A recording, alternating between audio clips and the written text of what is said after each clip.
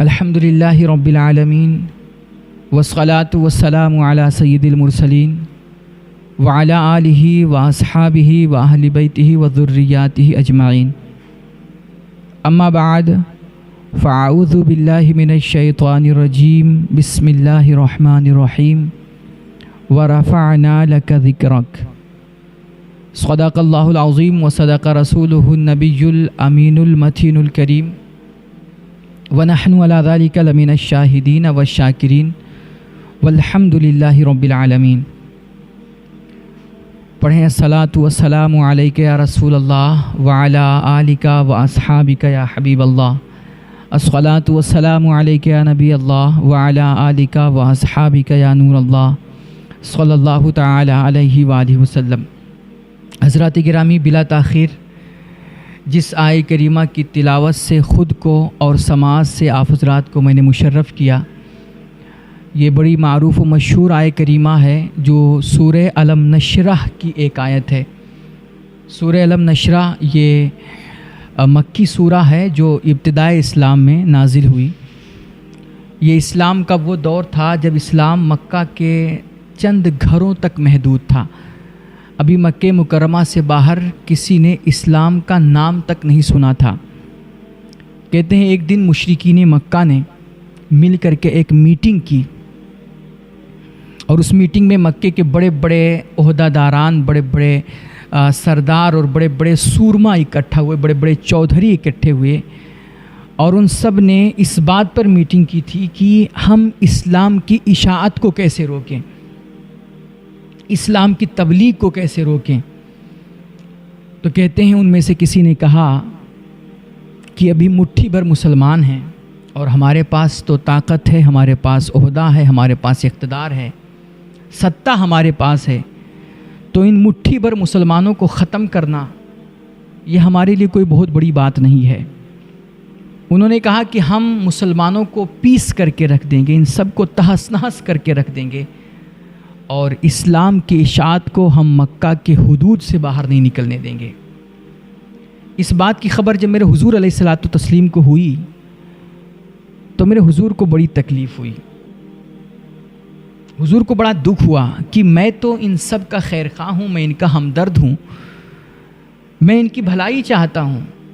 میں ان کو ظلم سے، بربریت سے، خون خرابے سے، دنگا فساد سے روکتا ہوں، اور میں ان سب کو حیوانیت کی سطح سے اٹھا کر کے انسانیت کے اعلیٰ شرف سے ہمکنار کرانا چاہتا ہوں، میں ان کو جہنم کی آگ سے بچا کر کے جنت کے راستے پہ لانا چاہ رہا ہوں، اور میں انہیں کفر و گمراہی، بربریت اور ضلالت کی تاریکیوں سے نکال کر کے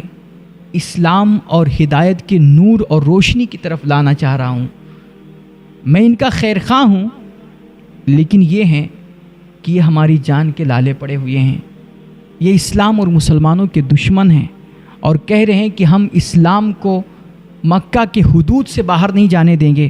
اسلام کو مکہ کی گلیوں میں دفن کر کے رکھ دیں گے، اور اتنا ایسا تہس نہس کریں گے کہ آنے والی نسلوں کو خبر تک نہیں ہوگی کہ مکہ میں کبھی کسی نے اعلان نبوت کیا تھا۔ تو میرے حضور کو یہ سب دیکھ کر کے بڑی تکلیف ہوئی، یہ سب سن کر کے، اور آپ کے قلب اطہر کو جب رنج پہنچا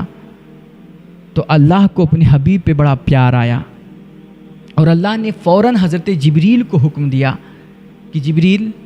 جاؤ اور میرے حبیب کو تسلی دے کر کے آؤ کہ حبیب آپ کے یہ دشمن،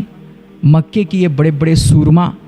اور یہ کفار قریش کہہ رہے ہیں کہ ہم آپ کے ذکر کو مکے میں دفن کر دیں گے، مکے کی گلیوں میں دفن کر دیں گے،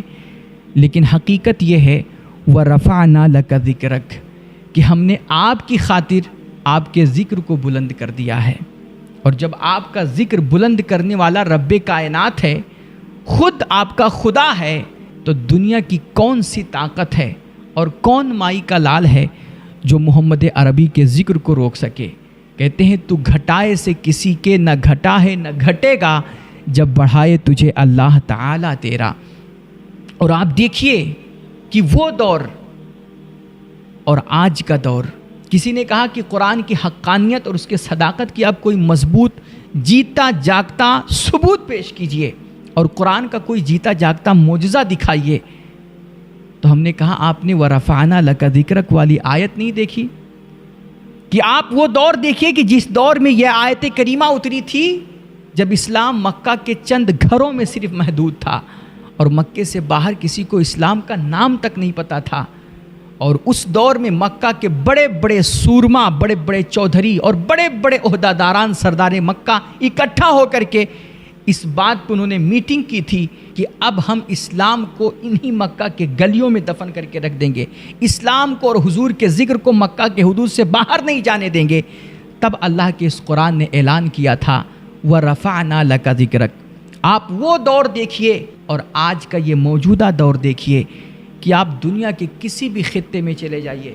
دنیا کے کسی بھی چپے میں چلے جائیے، دنیا کا کوئی بھی آباد ملک ایسا نہیں ہے جہاں آج میرے حضور کے یاد کی محفلیں نہ سجی ہوئی ہوں، چاہے عرب ہو یا عجم، مشرق ہو یا مغرب، شمال ہو یا جنوب۔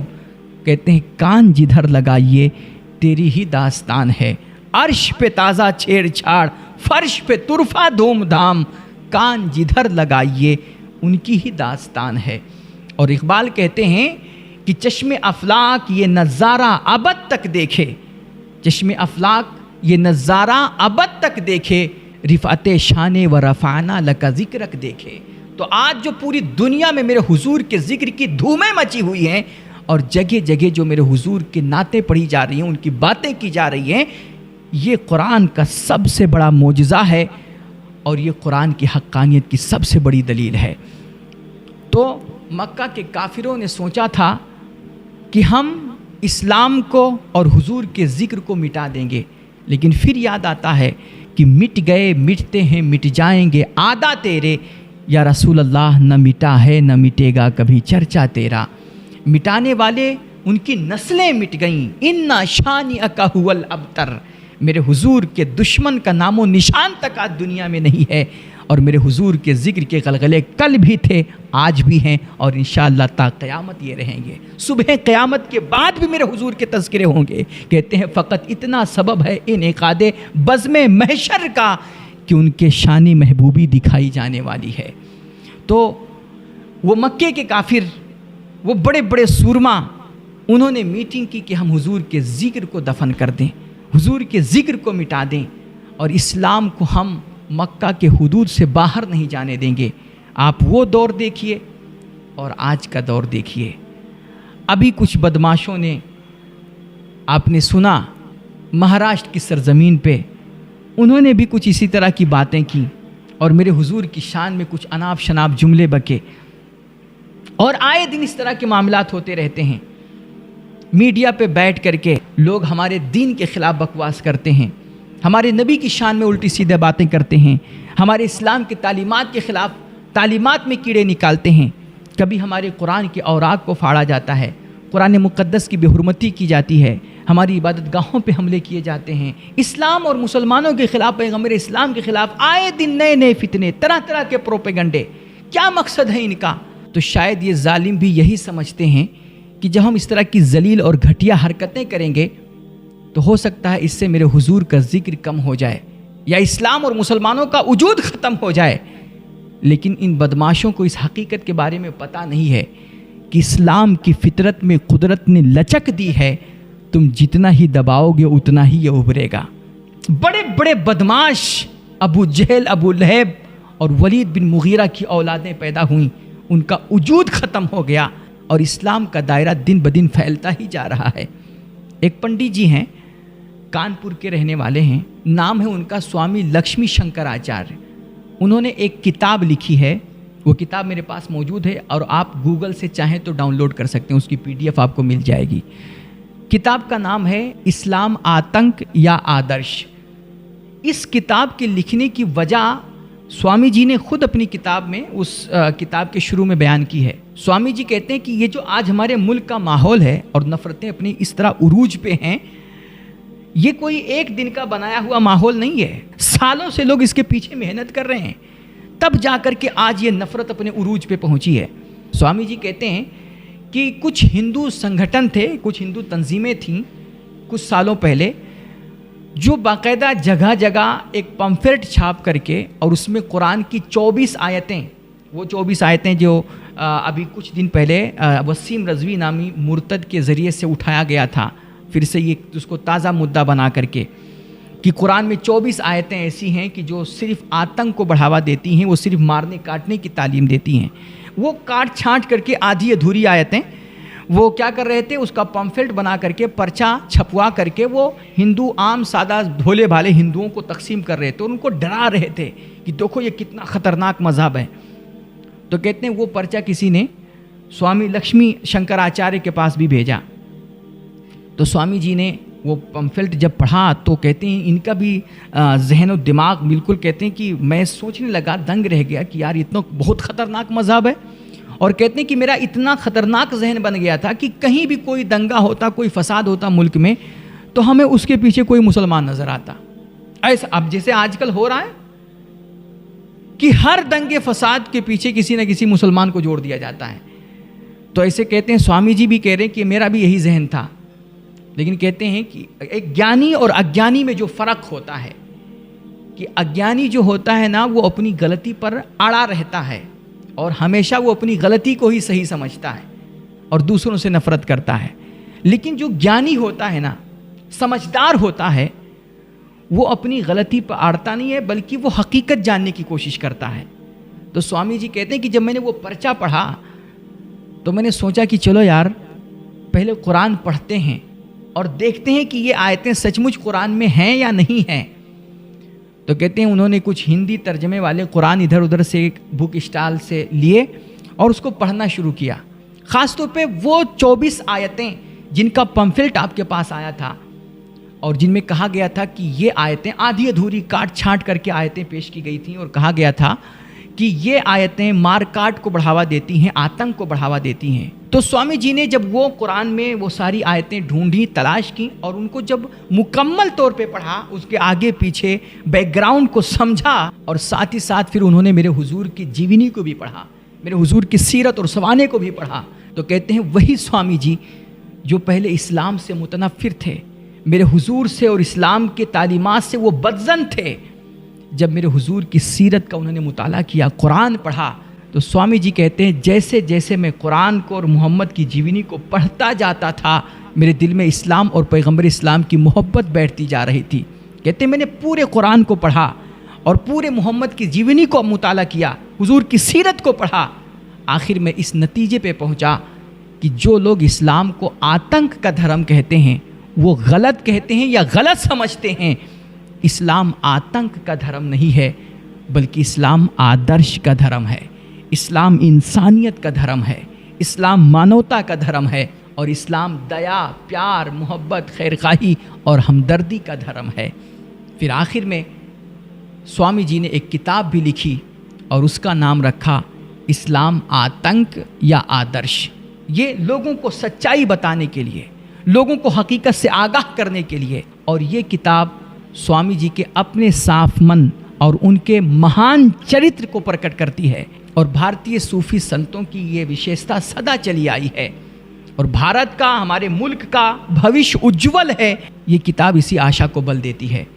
آپ کو یہ کتاب پڑھنی چاہیے. تو میں عرض کر رہا تھا کہ یہ لوگ آج جو ہمارے ملک میں ہو رہا ہے، سوشل میڈیا پہ بیٹھ کر کے جو اسلام اور پیغمبر اسلام کے خلاف طرح طرح کی باتیں کی جا رہی ہیں، جو میرے حضور کی شان میں بکواس کی جا رہی ہے، اور سنتوں کے چولے میں موجود یہ پاکھنڈی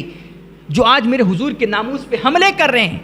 ان کو حقیقت میں نہ اسلام کے بارے میں کچھ پتہ ہے اور نہ پیغمبر اسلام کے بارے میں کچھ پتہ ہے. یہ جاہل ہیں، گمار ہیں.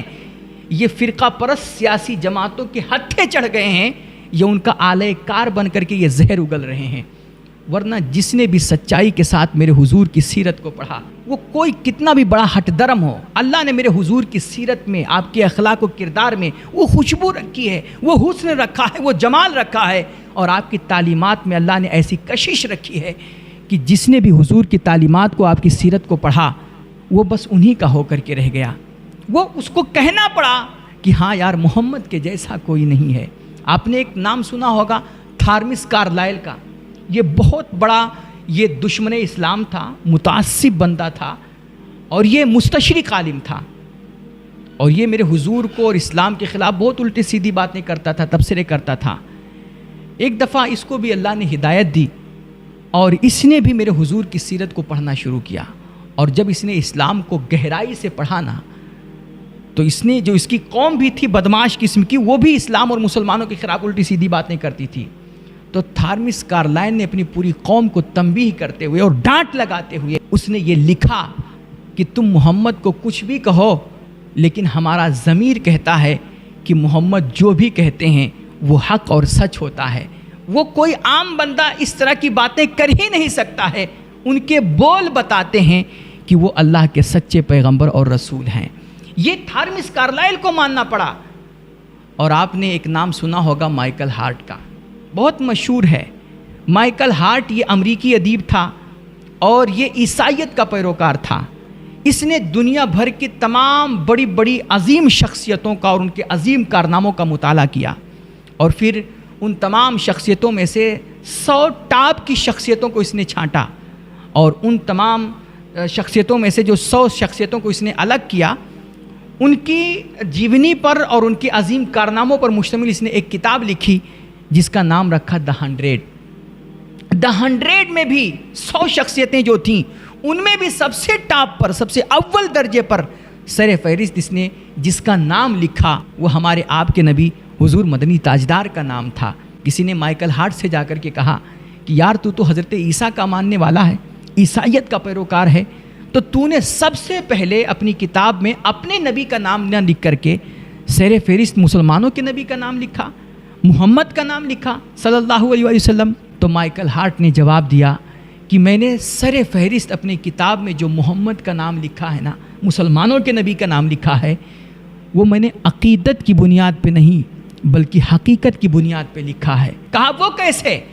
تو مائیکل ہارٹ نے کچھ دلیل کے طور پر کچھ جملے کہے جو سننے کے قابل ہیں۔ مائیکل ہارٹ نے کہا کہ اگر مارکونی نے ریڈیو ایجاد نہ کیا ہوتا تو کوئی دوسرا بندہ آتا اور چند سالوں میں وہ ایک کارنامہ سر انجام دے دیتا، اور اگر اسپین کا برنارڈو منظر عام پر نہ آتا تب بھی اسپین میکسیکو پہ قبضہ کر لیتا،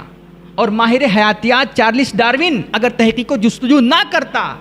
تب بھی نظریہ ارتقاء دنیا کے علم میں آ جاتا۔ لیکن حضرت محمد وہ ہستی ہیں کہ آپ نے جو کارنامے انجام دیے ہیں، اگر آپ دنیا میں تشریف نہ لاتے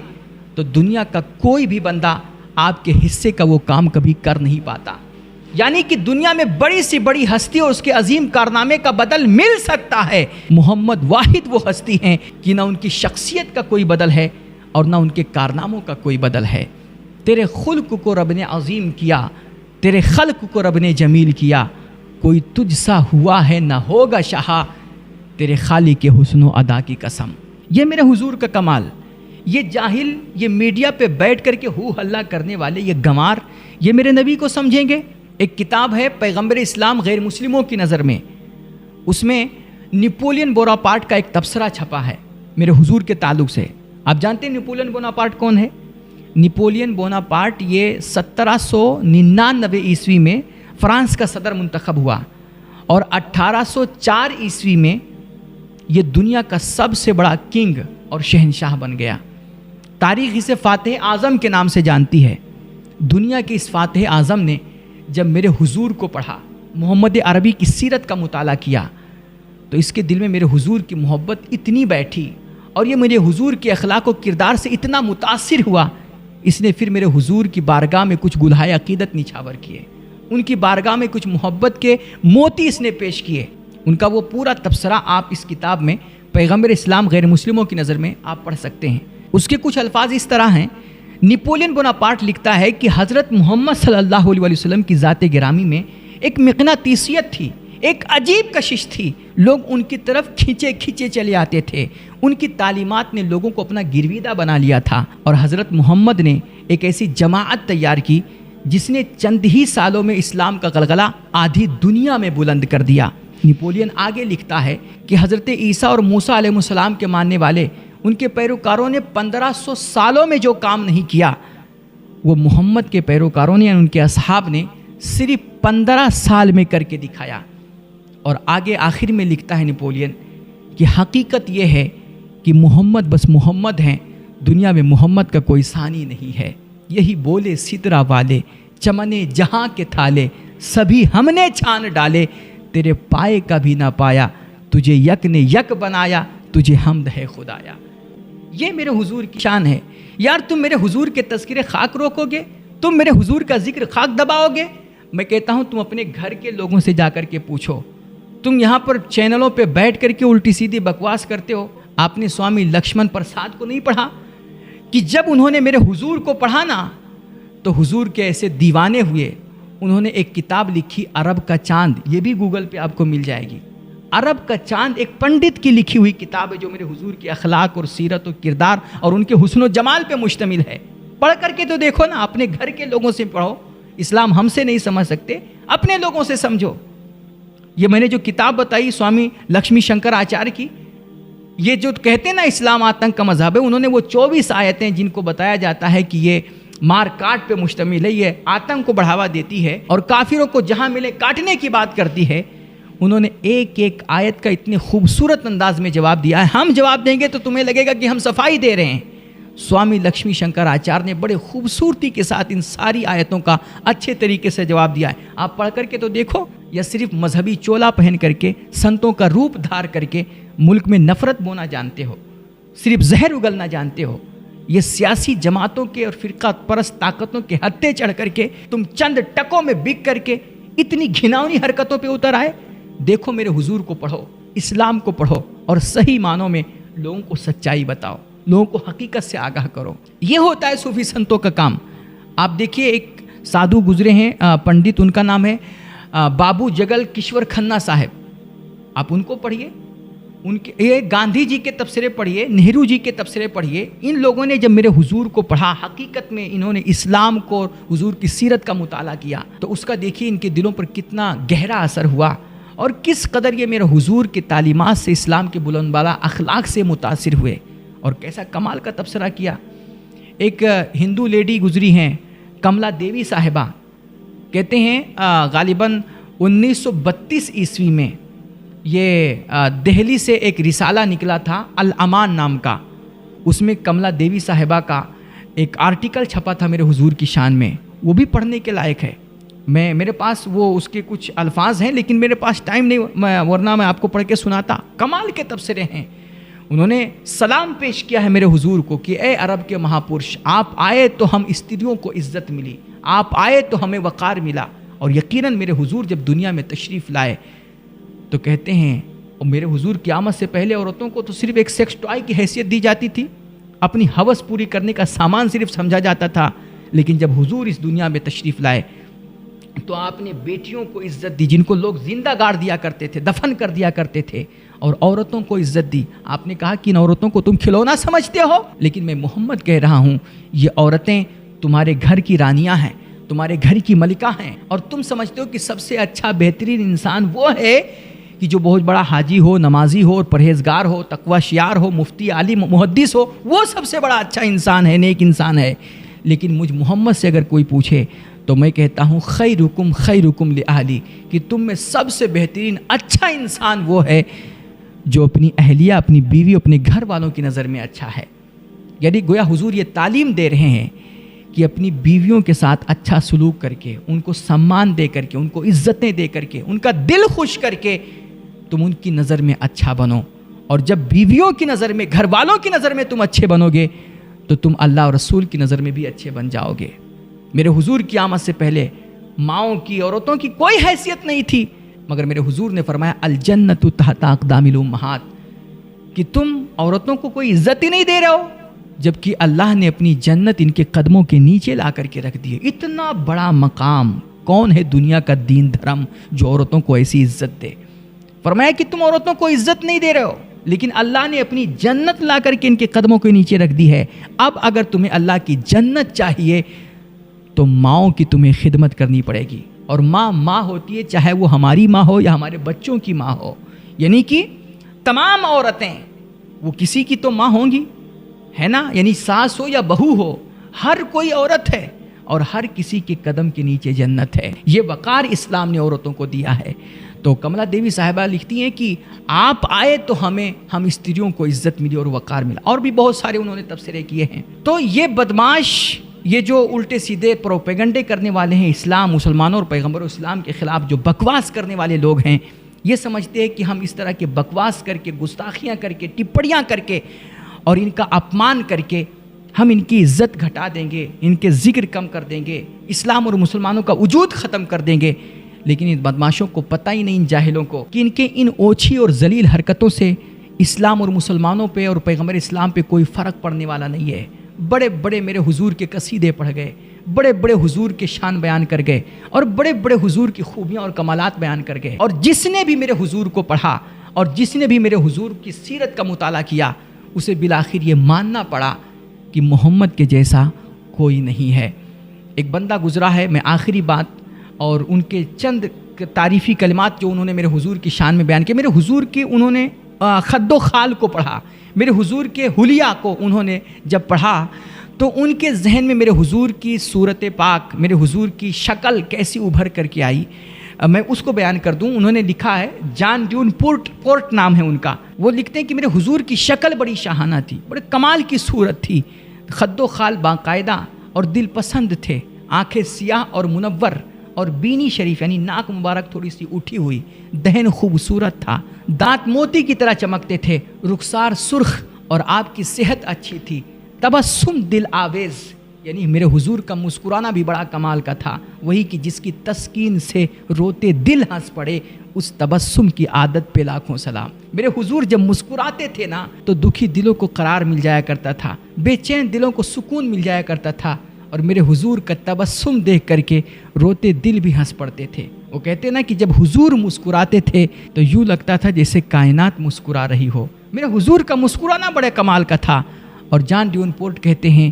کہ حضور کی آواز میں بڑی مٹھاس تھی، آپ کی آواز بڑی میٹھی اور دلکش تھی، جن کے بول بہاروں جیسے اور اصحاب ستاروں جیسے، جب وہ سیر کو جایا کرتے سر پہ بادل سایا کرتے۔ تو یہ جان ڈیون پورٹ نے جب میرے حضور کو پڑھا، ان کے ذہن میں جو میرے حضور کا حلیہ اور آپ کی شکل و صورت، آپ کا جو خوبصورت سا نقشہ ابھر کر کے آیا، انہوں نے اپنے الفاظ میں اس طرح پیش کیا ہے۔